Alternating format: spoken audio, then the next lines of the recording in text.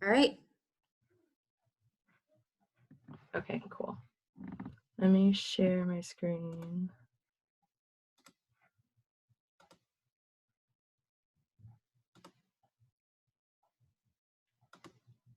Can everyone see my screen?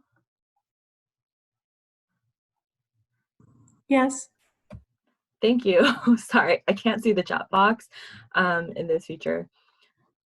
So to start off, thank you for coming to our AMCD presentation. My name is Justina Wong, and I'm a master's student in the Clinical Mental Health Counseling Program at the Chicago School, and I'm co-presenting with Asia Burks and Dr. Kent Butler. And I'm sure they're waving somewhere. And this is just to let you know a little bit about us. Asia's a doctoral student. Dr. Butler is very distinguished in our field. He is the president-elect of ACA.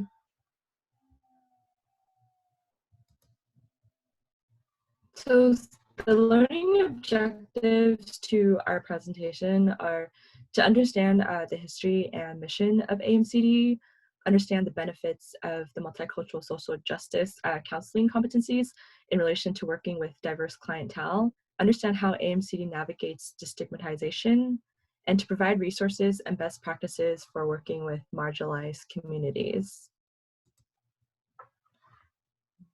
So a little bit about AMCD. AMCD has what I would say like 7 main purposes, and they are to promote a greater understanding of ethnic minority groups among members of the counseling profession, to improve standards and delivery of counseling and development services provided to ethnic minority groups, to identify and work to eliminate conditions which create barriers to the individual development of ethnic minority groups, to develop, implement, or foster interest in charitable, scientific, and educational programs designed to further the interests of ethnic minority groups, to secure equality of treatment, advancement, qualifications, and status of ethnic minority groups, and in the counseling work, and then to publish a journal or other scientific, educational, and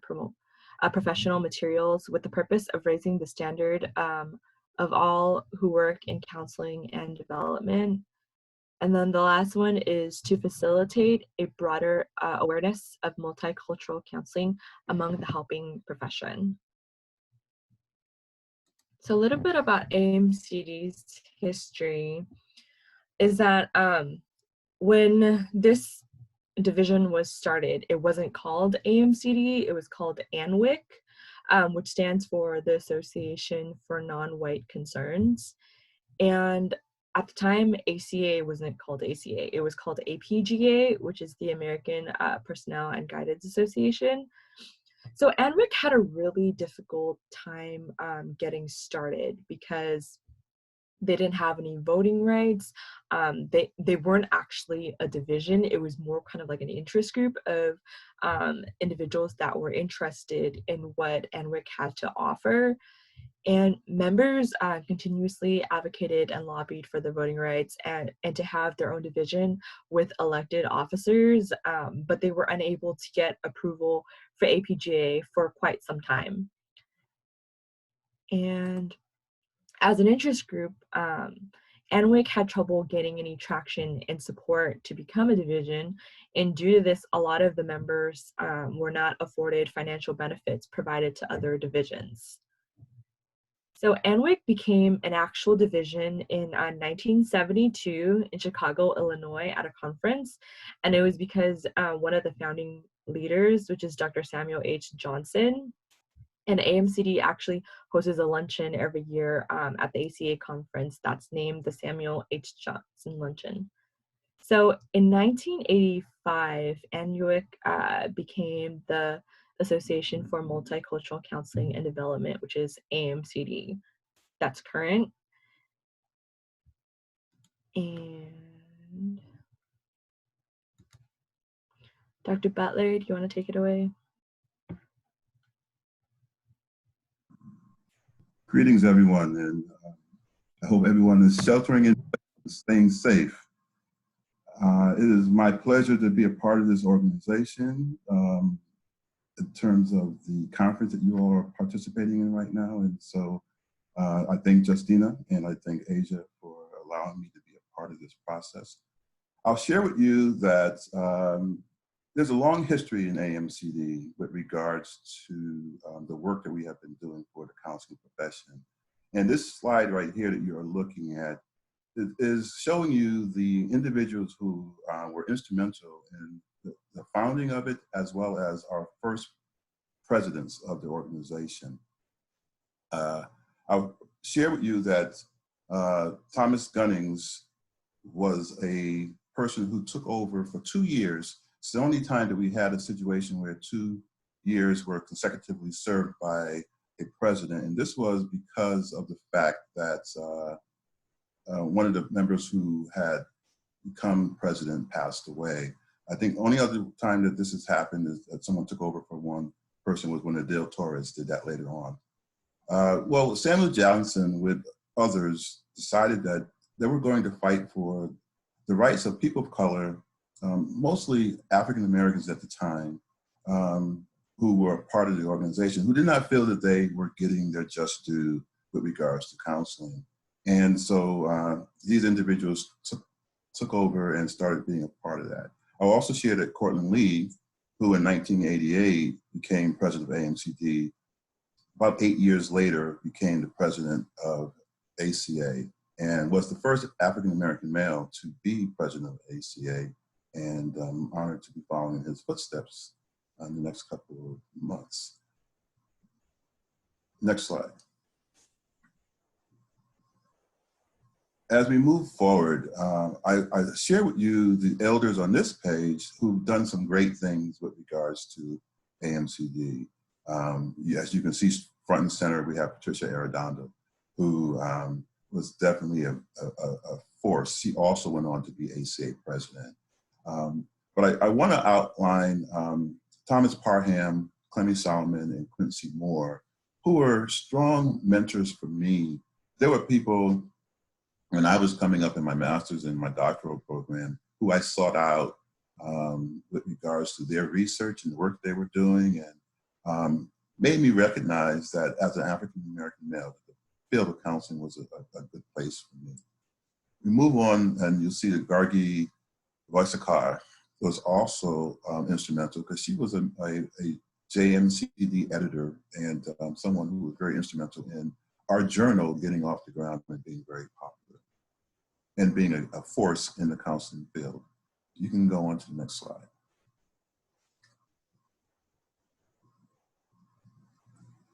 And on this slide, I wanted to kind of highlight that there are some very instrumental people who started me on my journey in AMCD. I reached out to Dr. Beverly O'Brien back in 2005, 2006, and when she became president of AMCD. I was always in admiration of this woman when I went to conferences, because she was always just the person that everybody just knew. She had just this light around her, and just a very positive influence. And I went to her and I said, during your presidency, I want to be involved. And she got me straight to work. She added me as her conference coordinator, having no knowledge of who I was. She took me under her wing and mentored me. And I got an opportunity to just really become more and more involved with AMCD and what AMCD had to do. And that led me to being a part of taking over for Wyatt Kirk, who was a member of the 2020 vision team that AMCD put together, ACA put together, in order to kind of showcase what it was that ACA was doing for its membership and how ACA was going to be, and counseling was going to be a force come 2020. We didn't know that in 2020 we would also be battling this pandemic. However, Wyatt Kirk was instrumental in helping with that, and I took over for him. Sarisi West Tujay, who's our new editor right now for AMCD, also a president of ACA. I should say that Beverly O'Brien was also a president of ACA. And these individuals on down the line were very, very instrumental in getting ACA to recognize the power behind the voices of individuals who come from the AMCD division. You can move on to the next slide. Our current leaders of AMCD, who will become past presidents, are under the leadership currently of Dr. Tanya Tinsley. And Dr. Tinsley is really doing some powerful work. And I want you all to recognize that this summer, she's going to be putting forth a virtual conference, virtual summit that's very similar to what we're participating in right now. And she was not able to have her conference in San Diego this year due to the conferences being canceled. However, I want you all to know that the virtual summit is coming forward and it will be a powerful tool for learning and gaining knowledge from a cultural perspective as well, and also having CEUs and things along those lines. One of the things I would like to say, the hope that will happen, I see Kay Cole on the line here, is that we're going to try to do, I would like to try to do something sometime in the next couple of weeks on the night of the mixer at AMCD would have if we were out in San Diego and have a virtual party so we can just get up and do our thing. So we'll see what happens with that. You can move forward to the next slide.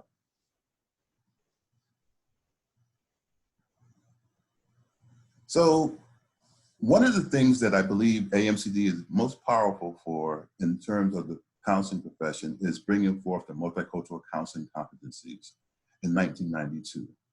You had McDavis, had Arredondo, and you had Sue, who brought forth this very powerful tool that looked at counselor awareness, looked at how we understood the worldview of all of our cultural clients, and developing, just the types of interventions that were necessary for people of color or people coming from marginalized communities.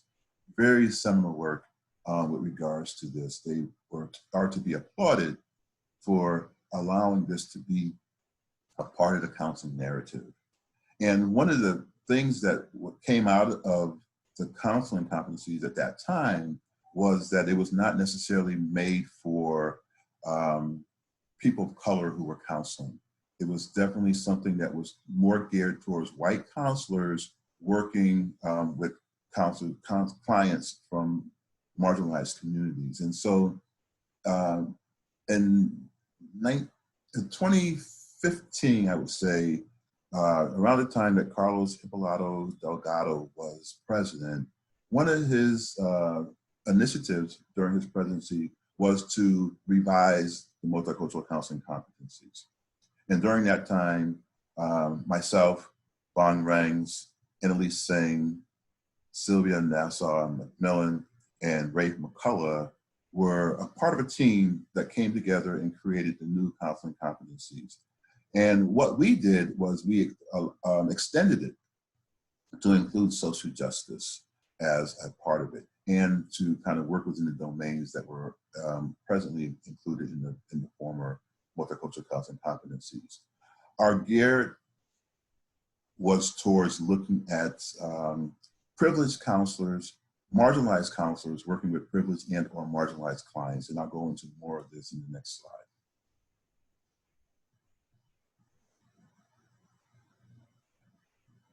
So as you look at our framework, this is our conceptual framework for this, you'll see that one of the mainstays of the multicultural counseling competencies is counselors getting to know who they are.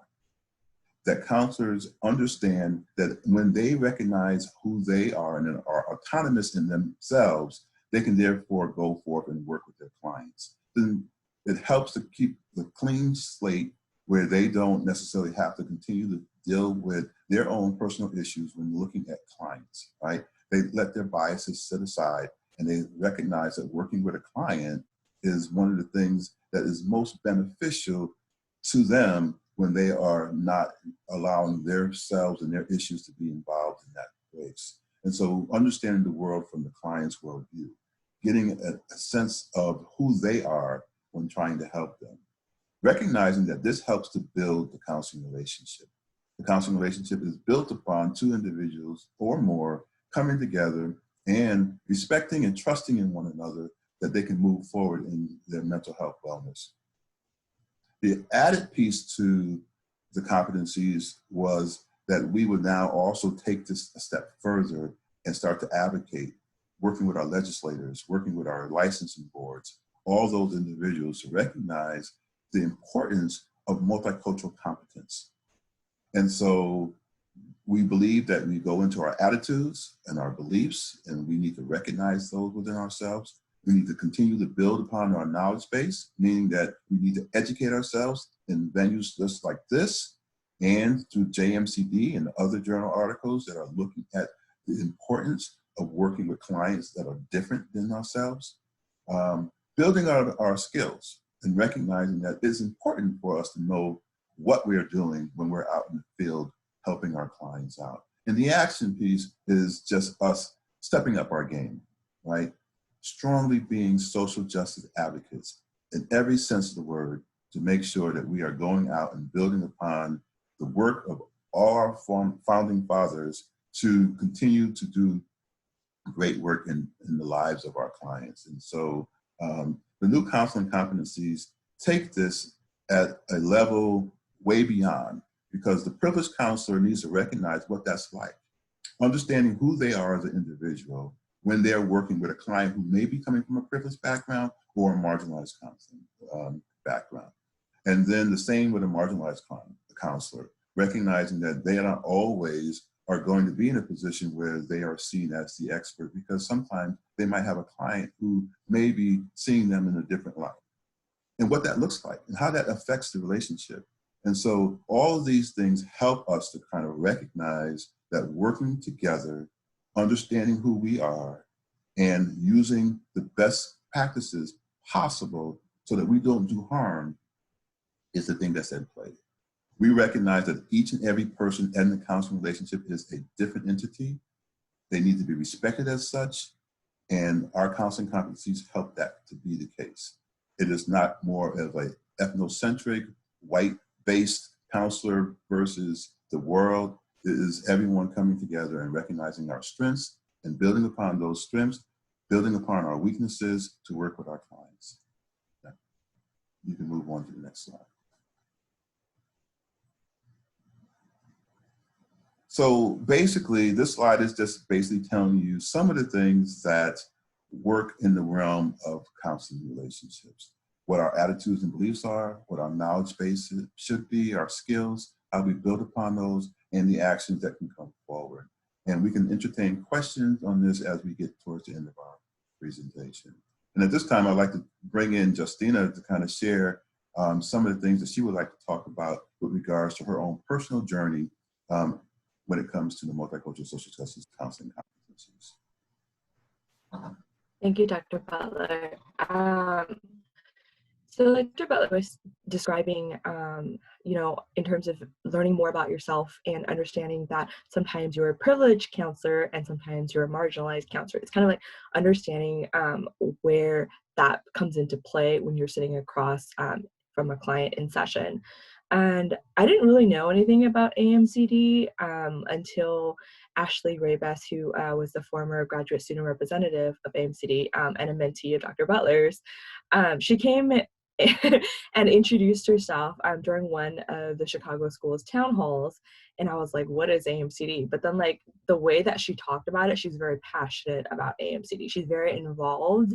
And just the way that she talked about it kind of really piqued my interest, and I reached out to her, and then she really encouraged me to get involved. And then the more I got involved and the more research I did regarding my own culture, it really helped me understand, not just being aware that I come from a different culture than like someone that is sitting across from me, but really understanding what that looks like. So let's say, for example, if I'm sitting across from someone who's not of my culture, if the person is of another culture, like what from my culture comes into play during that session. So certain things that my culture takes into consideration is that we're very stoic, and we have this sort of like suck it up attitude. Like, you have to suck it up and you have to do things regardless if you like them, regardless if you think they're horrible. You just have to do it because that's what the culture has taught us to do.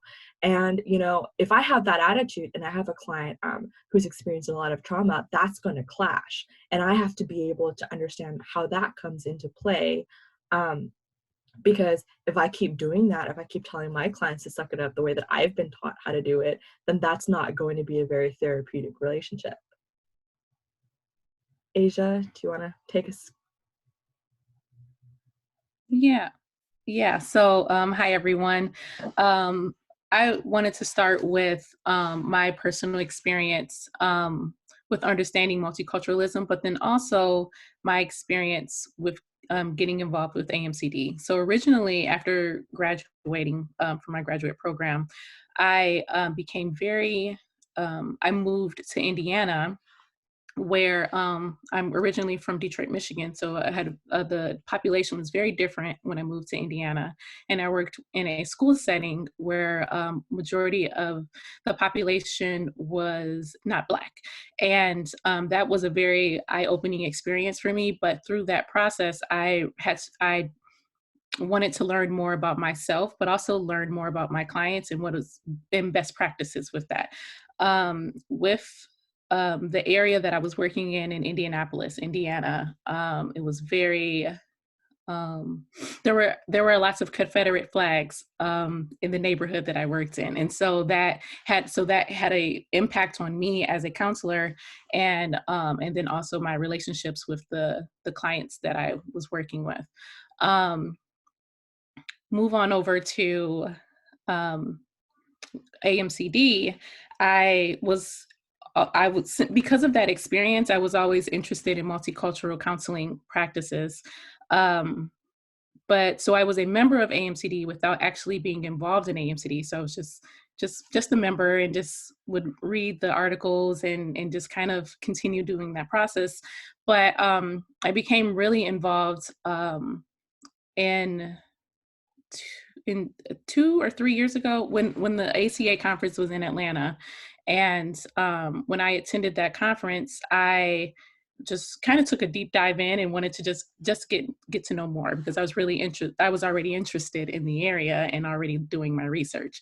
From that experience, there were multiple individuals who are very involved in AMCD who were with open arms saying, hey, let's bring you in. Let's get to know you a little bit more. Let's learn more about your interest, and how can we help you? What are the things that you're really interested in? What can I help you with and getting you closer to your goals? And it was a very warm, welcoming experience. And I think from that, I just kind of never stopped. so so from there, I'm a doctoral student in Detroit, Michigan. I moved back home, and in my program, I'm the only African American woman in my program, and it felt very isolating sometimes to not be able to discuss experiences or feeling or having certain microaggressions happen to me, be it with faculty or, to be honest, my peers. And it felt very isolating. And so with that, leaning into my experience with AMCD and learning more about multiculturalism, it gave me even a deeper knowledge level that I didn't know I needed, but definitely assisted me in my learning curve and my learning process, and also in my research. And so, so that has continued to motivate me in this work that I do with AMCD and multiculturalism. And and now I've been even more fired up to continue on. Dr. Butler. Yes. So for me, I would say that coming up in the counseling field, I came from a time when counseling was very stigmatized in the African American community, for one. And what that looked like was you didn't see very many people in the field of counseling. And so when I saw individuals like Thomas Parham and Clenny Solomon and Cortland Lee and all these individuals doing this great work, I recognized that there was a place for me, because my career path, believe it or not, was one that led me towards wanting to do this work. And it let me know that I was in the right space, in the right place. And so when I went to conferences, I used to really look at these individuals with awe, and seeing them from my perspective on this pedestal. And I didn't necessarily recognize that they were just as human as I was. And so I went into this thinking that I needed to kind of stay to myself. As an introvert myself, I'm an INTJ on the Myers-Brigg. And so I didn't really want to approach these individuals. And when I finally did, I realized that I was denying myself the opportunity to learn from people who were just people. And that's one of the things I learned from AMCD, was that it was just a collection of individuals who were in the right spaces in my life at the time, who wanted just to do the good things that a counselor could do to help to build and to strongly embrace communities who were needing help with their mental wellness. And so I learned a lesson those days from those individuals in terms of being involved and not being afraid to find your voice and to do the things that you need to do for the people in your community who are in need of seeing role models such as yourself, and having a person who can be a voice for them when they don't have a voice for themselves. And so I found that at AMCD, and not only the mentorship to be a good counselor, but the mentorship to become a leader. And the examples from those who went before me are the things that I'm standing on, the shoulders that I'm standing on. These are the living legends right now in the AMCD family that have embraced me and are embracing others. I saw a question about how I get involved. All of us are just extending hands to everyone just to come and be a part of this. This is not some type of an exclusive club. This is really about all of us coming together and recognizing the greatness and the good work that we can do as individuals for all the people who are hurting out there with regards to mental wellness. And so I would pull off and just let you all know that with AMCD, if you're ever in Atlanta, on Auburn Avenue, there's a research library on African American culture in Atlanta, and they house every artifact that AMCD is known for. So anything that we have done in terms of our journals and some of our the things that we have in regards to the multicultural counseling competencies, other resources that we have are on display at this this museum in Atlanta. And so I would encourage you, if you're ever in the area, to seek it out and get to know AMCD a little bit more. Our website is full of information that will help you, and we have a lot of different opportunities that you'll hear about that you can be involved with when I believe Aja is going to be talking more about those resources. So back to you, Aja.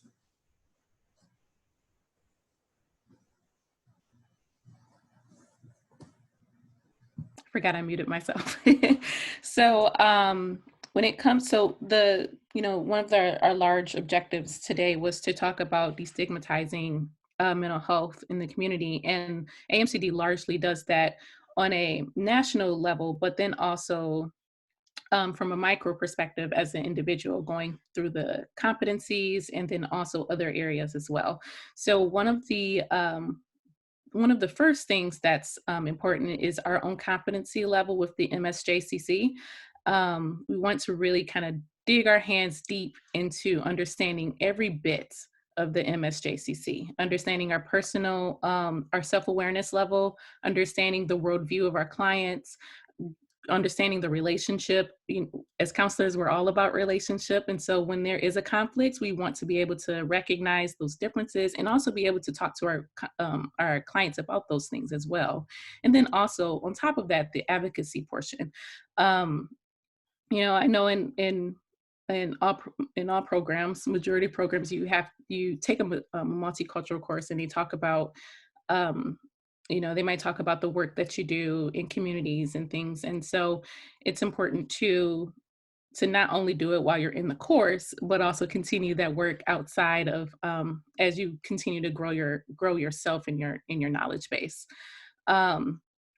Also developing your own ASCA, your attitudes, your skills, your knowledge, and your advocacy, attitudes and beliefs based on your identity. It's important to know those things. So when we recognize our own bias in certain situations, it's important to check in on ourselves and be able to identify those things, because if we're unaware of the bias that we might create, or our own attitudes and beliefs, then we could be impacting that relationship that we have with our client. We also want to apply the MSJCC to the work that you do with your clients. The work if you're a counselor in training, a practitioner, a professor, a supervisor, or a researcher, you want to be able to apply those different apply those different domains into the work that you do. The MSJCC is not just identifying it for, as Dr. Butler was saying, it's not just for one person, it's identifying it as a marginalized person or a privileged person and how those intersect in that praxis. So it's important to kind of apply those in your everyday work. It's also important to engage in consultation groups to increase your own competency level, and also assist you in how to implement best practices. So maybe you have a question about, the best way to, to manage something or deal with something, that you have consultation groups that you'll be able to participate in. You want to find different ways to integrate the systemic level of changes to micro level counseling practices. So, for instance, I have a private practice in the Metro Detroit area, and one of the things that as I was assessing my practice, as I was building it, was my accessibility to all individuals, and making sure that that those things that no one feels that they are not able to be a part of services at my group practice.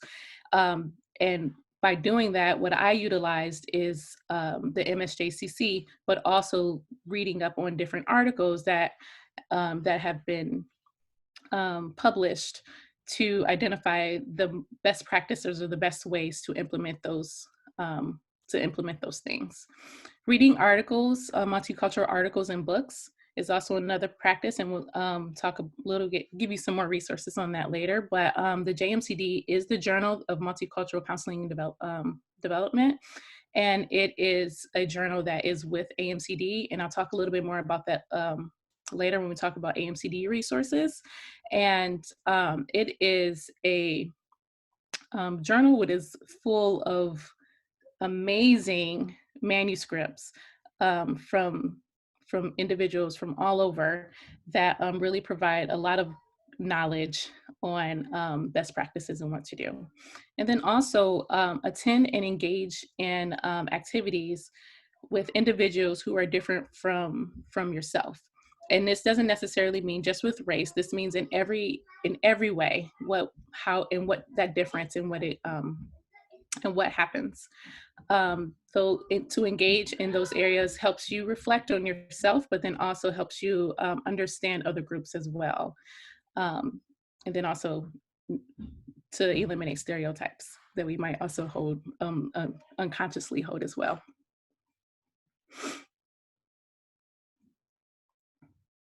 Okay, so some AMCD resources. There are lots of resources through AMCD. The first one that I'm going to talk about is the mentoring program. The mentoring program was, as Dr. Butler was talking about earlier, was created in 1992 by Dr. Quincy Moore, and he created it as a graduate student reception during the ACA conference in Baltimore, Maryland. And he when he created the program, he was thinking of he wanted students to be able to be exposed to a panel of professionals, create a college fair for recruitment purposes, and provide an opportunity for students to network in a professional reception. And that was in 1992. It has evolved over the years. And in 2004, the mentoring program added a research symposium that created culture-centered research conducted by graduate students or new professionals in the field. And that continues on today. I am currently in a mentor in the program, in the AMCD mentorship program. And I have been linked to a mentor, and that has a similar research interest that I have, and it has been amazing, even in the midst of the things that are happening right now within our globally happening. I'm still able to reach out and talk about what's going on, but then also my research area, and kind of go in with a plan. I am one of 4 other individuals.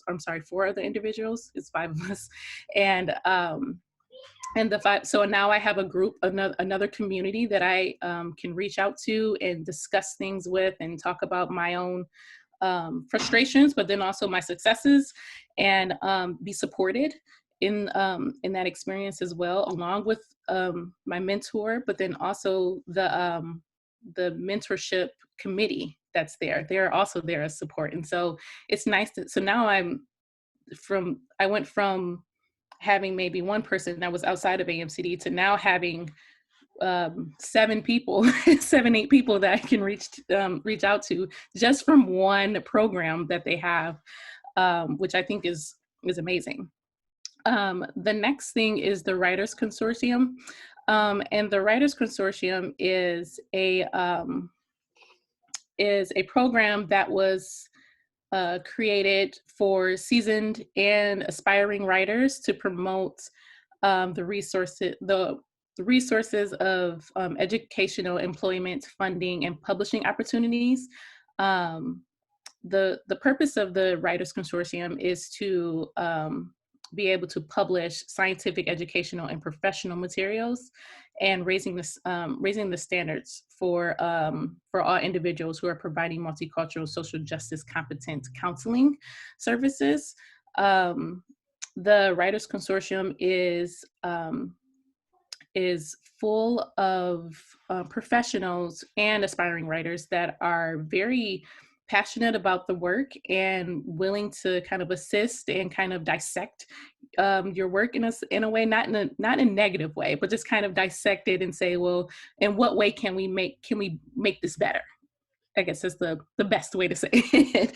And I think from that perspective, when you have that critical mind moving, that it just really builds up the interest even more, or at least for me, it builds up my interest, because it just, I notice that they're just wanting me to be even better than I anticipate myself to be sometimes. The next one is the awards and grants that AMCD has. There are 10 awards that AMCD has, and then there's another award that Dr. Wesela Tunje also does, that is connected to some grant funding.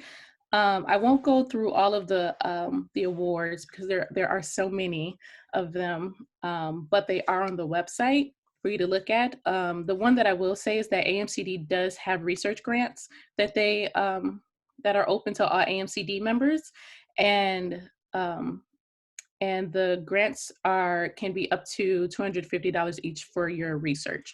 And there's 2 grants that they give out for that. So that, I think that's that also goes to show the level of interest that they have in continuing to put out more research in regards to multicultural counseling. We have the JMCD, the Journal Multicultural Counseling Development Journal.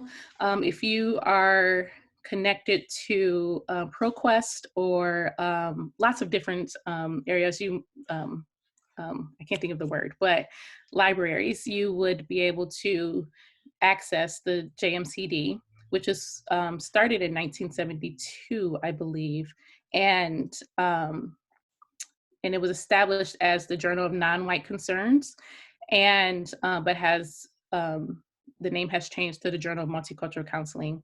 It is a quarterly peer-reviewed academic journal, and there are, so I mean, from 1972 on to now, there are lots of articles that really go into different areas of multicultural counseling and development.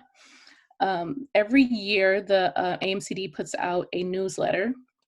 I'm sorry, 4 times a year, they put out a newsletter that includes different activities and different interest areas and different grants and fellowships and scholarships that might be available. There are also inside AMCD, there are different concern groups, and each concern group also writes in the newsletter as well. So if there are specific areas or specific groups that you're looking for information on, you can find that in the newsletter as well, or becoming a part of the those concern groups. And then lastly is the Public Policy and Advocacy Committee. And the Public Policy and Advocacy Committee, they work on initiatives in Congress and state legislation and local government to make sure that the policies are supporting us as professionals, and then also, most importantly, our clients, and making sure that we're able to provide the resources that that we can in our policies that are within either from state or from or federal or the national levels. And then also, I'm sorry, the AMCD state divisions, there are state divisions throughout the United States. So I know that there are people from all over. If you are, we'll tell you more about how to get involved with AMCD, but then there also might be state divisions who are doing things within your area as well. So, so look into that too. So I wanted to provide some, well, we wanted to provide, not just I, wanted to provide some resources on that I found, we all found to be very helpful. One of the, I won't go into detail of all of these, but one of the ones that I want to bring up is the Racial Healing Handbook. And this is an activity workbook that was created by Dr. Annalise Singh, who was also on the MSJCC committee, who created the MSJCC. And she talks about racial healing and basically going through the self-awareness portion and really identifying, how does racism impact me? And when did I realize racism? And it's a very, very wonderful book to look at. It is available in Amazon or other areas too. I know that we're in a different space right now in regards to ordering things and getting them very quickly, but it is something that is worthwhile. Also, I think that it's important to talk about woke allies. As resources, there are lots of individuals who may not identify as being a part of a specific group, but continue to do the work in regards to multicultural counseling. And those individuals are in the trenches doing work, and it's important to be able to recognize those individuals as well. Because the whole purpose of multicultural counseling is that every work that we do is multicultural in some way. As you see with the MSJCC, we're talking about as privileged or marginalized. It wasn't identified in one population or one specific area. It's just saying that we all hold some intersection. We have intersections of ourselves, and we all hold a privileged or maybe marginalized status. And so with that, regardless of what your privilege is or your marginalization is, if you do hold a privilege, that you continue to do that work. And there are a lot of people who do the work and hold a privilege. And it's important to recognize those individuals as well.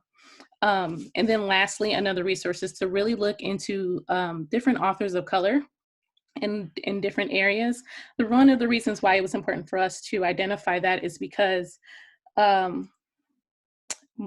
very often the narratives of authors or individuals of color have been historically, the narrative was written by someone else. And now there are multiple authors and individuals who have written wonderful pieces that talk about, who provide a narrative that talks about their experiences or the experiences of others, or secondary experiences. And it's important for us to be able to read those narratives to gain more understanding of other individuals and their experience. So if I'm only making the choice to read from one narrative or one perspective, am I competently moving as a multicultural therapist?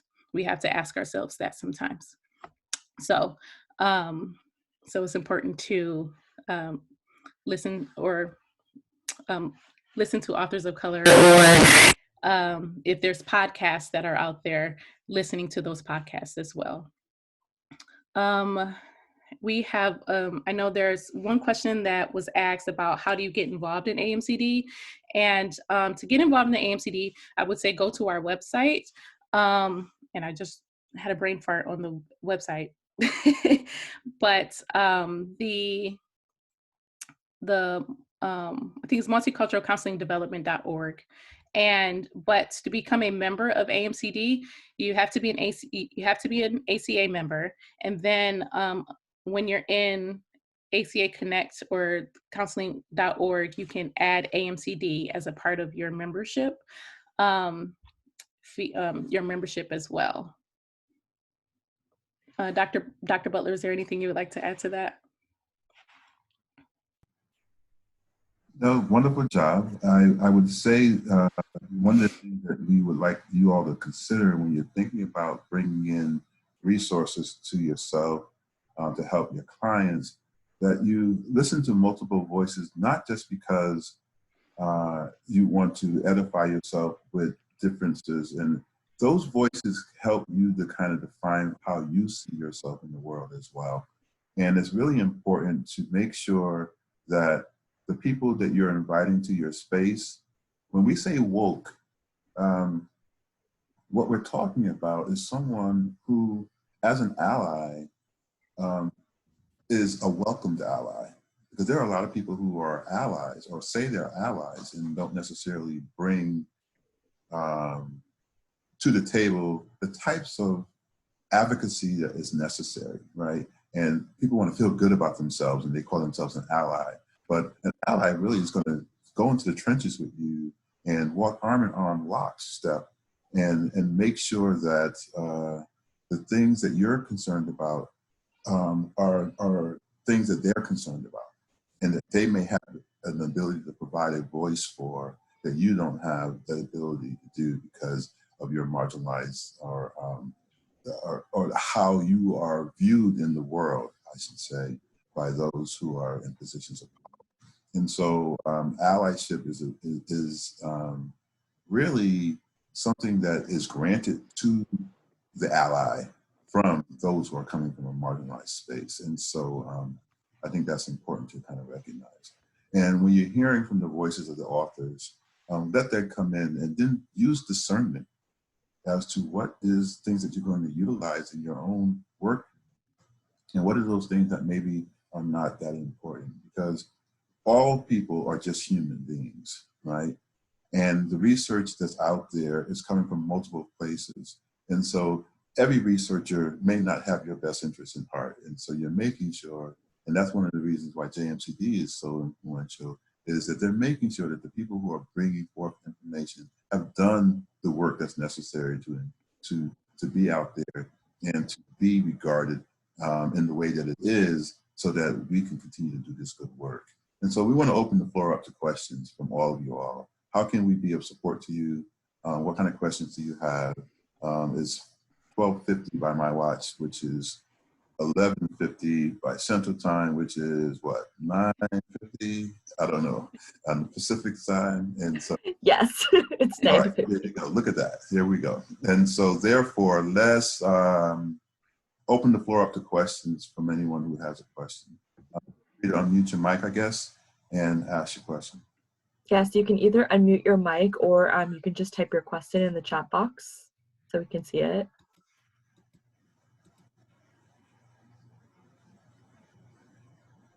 Any questions? I had a question for you, Dr. Butler, and it kind of goes off of what Jennifer's question is asking. So she asked how we can get more involved. And my question is, what would you suggest for graduate students that are looking to be more involved in AMCD? So I would go back to the Writers Consortium and the mentorship program. I will let you know that the Writers Consortium was created, and right now what we're looking at doing, Dr. Adrian Irby, Dr. Kim Hayes, oh my God, what am I doing? Lee Hughes. Huh? Lee Hughes? Emily Hughes, right. I'm like, what am I doing? She knows I know. So we have Dr. Ann Schillingford, we have, and some other individuals who are involved with us. Michelle Mitchell, doctor, she's over in Wake Forest. We have others who, and what our mission is to have accountability. And so the Writers Consortium is really about accountability. And so the way that we're setting it up is that mentors and mentees are working together to get their research to a point of publication. And that's really the important piece. The mentorship program is set up so that you can kind of gravitate towards a mentor who will support you through this process. And so there's multiple ways to get involved. Come up to us at conferences, communicate with us, go through our tracks when we have different programs and things like that at different conferences. Come and be a part of the Writers Consortium, come be a part of the day of service that we do, come be a part of all the different activities that are happening, the summit that's going to be going on this summer. All these things will get you involved. And once you latch on to someone, they're going to see the power that's within you and let them feed into you and let them help you grow, right? If you are going to be in this field and you want to go up in leadership, allow people to sow into you and to showcase what your talents are, because sometimes we don't see it in ourselves. We see it only because somebody points it out to us. And those are the types of things I know happened for me. People saw things in me and pushed things in me that made me have the ability to move forward. So please, what other questions do you have?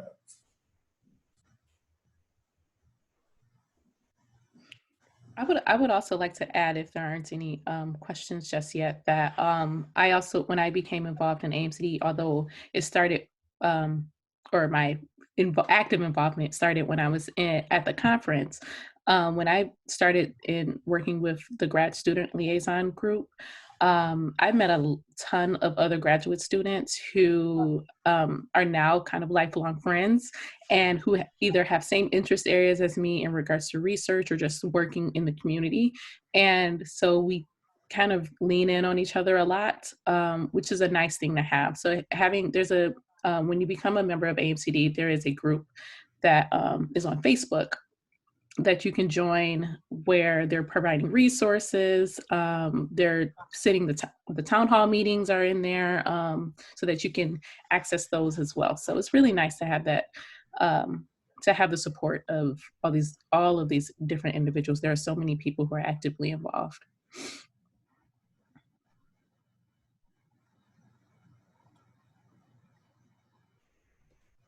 Are there any other questions? So let me ask the two student presenters here some questions with regards to multiculturalism. One of the things that I think is important for us as elders to recognize is the voices of the youth. What do you see as important pieces of the puzzle that need to be filled by AMCD and or anyone in leadership, ACA, the Chicago School? What are the things that you need that maybe we're not seeing, and we need to have your perspective. That is such a good question, Dr. Butler. Pay me the big bucks. Asia, do you want to go first? Let's see. I think that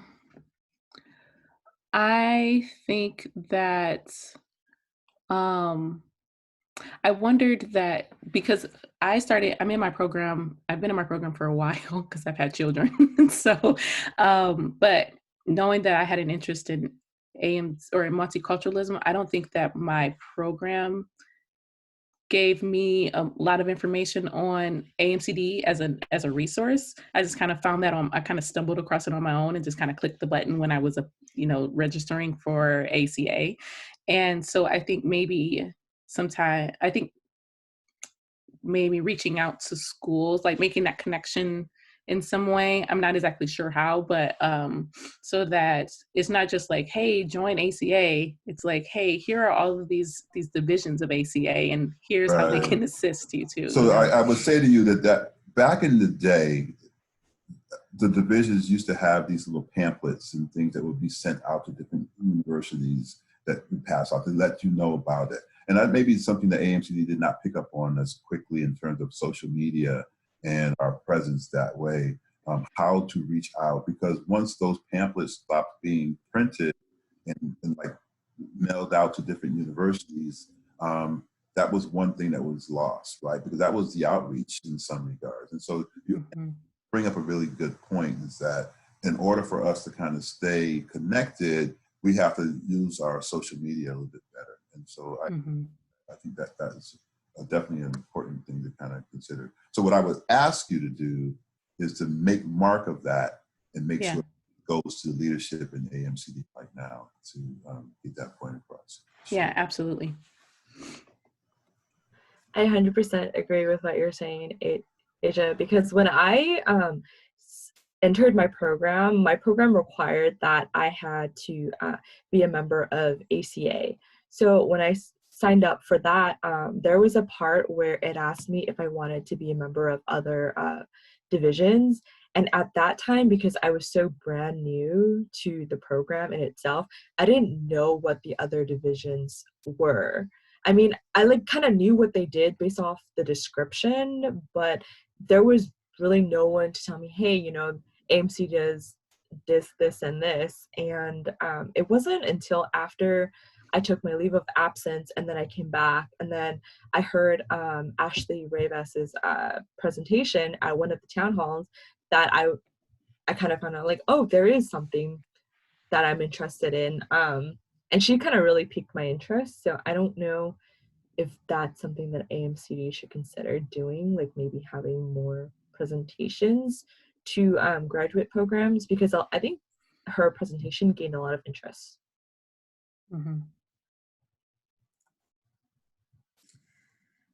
I think that's great. And I think that one of the things that we have to do is start promoting things differently on our website as well. We have tons of webinars, we have podcasts, we have things that I think are going to be available to folks moving forward. I think that this pandemic is going to actually add to our flavor with regards to the things that we can offer to individuals, because now we're thinking outside the box a little bit differently. And so it's really important to kind of come to that.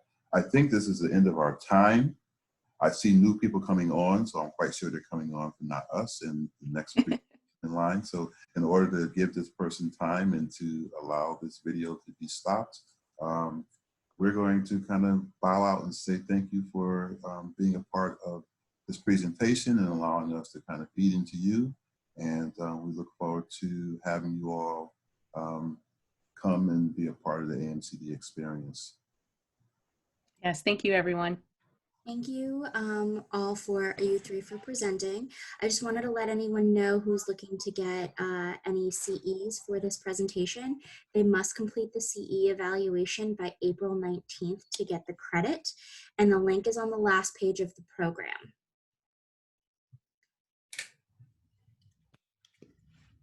And I'll let the next presenter take over.